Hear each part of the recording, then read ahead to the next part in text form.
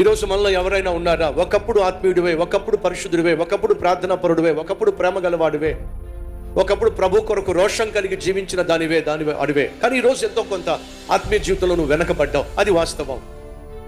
మోకరించడం మానేశావు, Bible తెరవడం మానేశావు, Bible చదవడం మానేశావు, Bible ధ్యానించడం మానేశావు, Bible గురించి మాట్లాడడం మానేశావు, దేవుని గురించి మాట్లాడడం మానేశావు.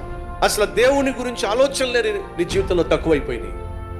ఒకప్పుడు ప్రతిరోజు దేవుని గురించి మాట్లాడేవాడివి, ఎవరో ఒక్కరికి దేవుని గురించి చెప్పేదానివి, ఎవరో ఒక్కరితో కలిసి ప్రార్థన చేసేదానివి, ప్రార్థన చేసేవాడివి, సమయం దొరికినప్పుడల్లా మోకరించేవాడివి, మానకుండా ఆదివారం దేవుని సన్నిధికి వచ్చి దేవుని ఆరాధించేవాడివి. కానీ ఎంతో కొంత నీ ఆత్మీయ జీవితంలో వెనకబడిపోయావు.